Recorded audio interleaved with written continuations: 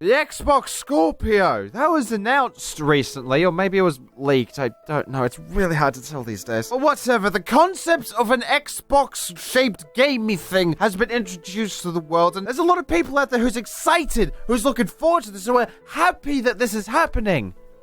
And I hate that. I hate your happiness. You are wrong. Stop it. Microsoft are a pack of rat bastards. And the Xbox One has to be the worst video game console since Bop It Tetris. If the Xbox One was a person, they would have wanted both Donald Trump and Hillary Clinton to have won, just so that nobody's happy. I mean, come on. It's all in the name. The Xbox. Box. Want to know what else was a box? A Panzerkampfwagen tank. This proves, without a shadow of a doubt, that the Xbox One was developed by the Nazis in World War II. These are just the facts, people. This is not opinion. You cannot deny this. So let's just have a little history lesson here and use some of my first world privilege to bitch about the exportation. Fuck me, here's the beginning.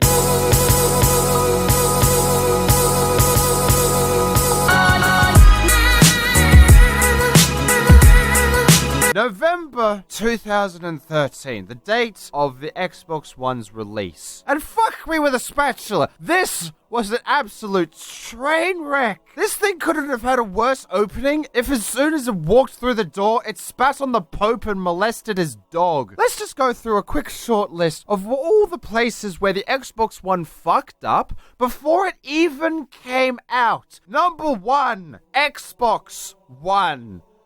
Get it? The name. The dumb bastard fucking name. That name is so bad, it might as well have been come up by a YouTuber. See, what they were going for at the original announcement event was they were going for an all-in-one media center. It's a games machine, but it's not just a games machine. This can do everything. It can do Netflix. Introducing Xbox One. Here at Xbox, it's no secret that we love TV. TV and movies for TV. They watch TV. Watch TV. And live TV. Live TV. Go to TV. Watch TV. Oh, nice. Watch TV. Live TV and your TV remote. Our TV experience. Look at TV and TV from television. Nancy, tell them. Thank you, Phil. Television, breaking television, the television, TV, Xbox is about to become the next water cooler. TV series that will be launching around the world later this year. Here at Xbox, it's no secret that we love TV. No, computers don't exist. Smart television, no, that's a mythic rape fantasy. That's just not happening. That's never gonna be a thing. Stop talking. What? Who the fuck buys a video game console for the intention of playing video games? Shut up. Number 2, always online. Now, okay, the concept of something being always online, that's not as much of a dreaded phrase these days in the current year of 2017, where the Australian government is kind of, maybe, sort of, not really thinking about getting people decent internet. No, you gotta go back. This was 2013. But there's only like 3 people in the whole country that actually get internet. That being the Prime Minister, the Prime Minister's dog, and the Queen. That was it. So at the time, such a prospect seemed about as reasonable as performing a root canal with a cactus. But luckily they managed to find a compromise and just had it so that they updated it every 2/5 of a nanosecond, which could have been as big as 36 fucking gigabytes for one game. Number 3. Connect.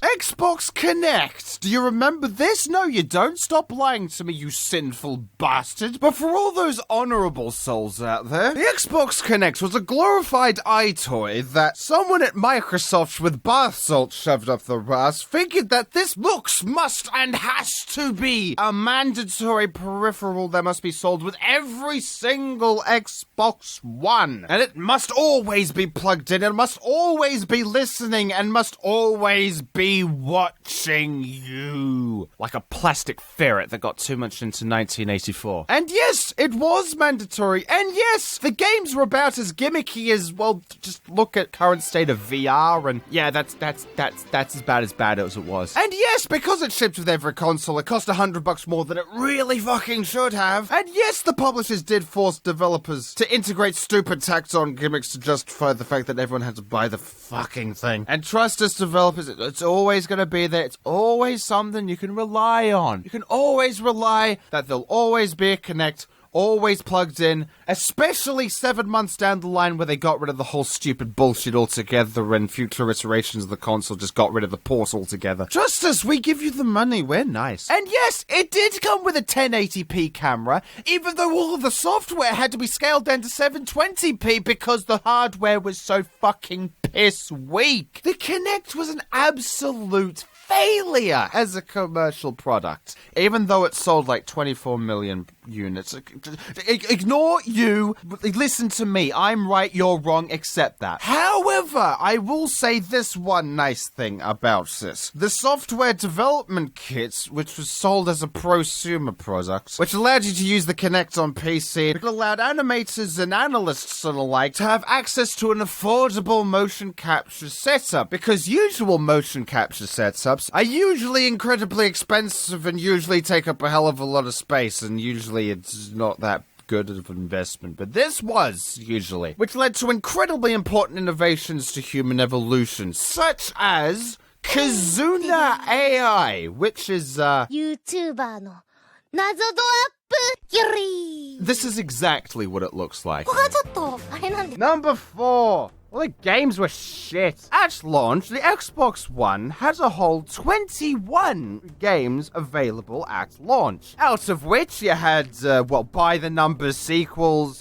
shit that was on everything else anyway, glorified tech demos, and actual exclusives that ranged in quality from actually good to who fucking cares, because they all went to PC anyway, so why don't you just shut up and just be happy with your Zumba fitness, you ungrateful bastards. I mean, it's exclusives that are the only reason to ever buy a console anyway. I mean, just look at the top 10 best-selling games of the console. Just look at that. Out of 10 of them, 6.5 of them would be rated from flawed to complete giraffe shit. And that is why the Xbox One was so utterly pointless. Because there's no games. And when I say there's no games, I mean there's no system seller. There's no title that jumps at you and says, yes, I have to buy this console in order to play this. Like Nintendo, they always have the Marios, the Zeldas, the Donkeys. Like, they always have some kind of first-party IP in order to justify the console. And Sony, they have plenty of developers held hostage that make shit for them. Bloodborne, Last of Us, Uncharted, the Crash Bandicoot remaster, the new Ratchet & Clank. Plenty of titles to justify its existence. For the Xbox One? Okay, so what were some Xbox One exclusives? Like actual exclusives, not just shit you could get on a PC. Scalebound? No, not Scalebound. I mean, yeah, sure, Scalebound.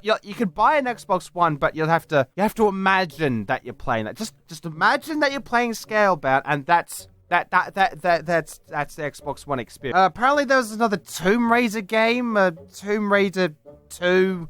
Tracer gets raped and brutalized again. Sunset Overdrive? Okay, that one I'll admit. I'd probably say that's my favorite, because gameplay was shallow, but it was slick and fast-paced. It was interesting. And the animation was just, so colorful and gorgeous. Like, the writing, however, it's most suitable for deaf people, because the way everybody talks makes me want to cut my fucking ears off. It's a f***ing video game. Gears of War 4? What? There was a fourth one? When did that happen? Apparently there's a bunch of Forzas. Yeah, because I'm middle-aged, apparently. Killer Instinct. No. Amazing Princess Sarah. What the fuck is this? I mean, it was available on Windows Phone, so... I mean, what's the point of getting it on Xbox One? Everybody's got a Windows Phone. Crackdown 3? Is that even still happening? Dead Rising 3. Again, we've been through this no. Fallout Shelter. Okay, I'm fucking done with this lit. Fuck off. So was there anything that the Xbox One actually got right at any point ever? The Xbox One S, that was pretty good for what it was. I mean, it had proper 4K, it got a bigger hard drive, it wasn't the size of a house. So yeah, if you got a spike lodged in your head and you feel like you absolutely have to get your hands on a copy of Halo Spartan Assault, which is a top-down twin-stick shooter, I mean, they made an RTS out of it, so sky's the limit, I guess. Oh, shit! Hang on, this isn't a joke. Not a joke here, not a joke. This is an actual good thing, okay? Console, fucking awful. Absolute atrocity. But know what was good? The controller. Oh, that is a masterpiece. I spelt piece wrong. I'm not good at this. Controller. Holy shit, that thing is genuinely perfect. It just feels right. It fits so well in your hand. Especially the updated model with the textured backing and the 3.5mm port and Bluetooth. And that thing is truly fuckable. That thing's been my daily driver on my PC for the longest time now. Although I do tend to feel a little dirty using a Microsoft product. That's why you always got to use protection.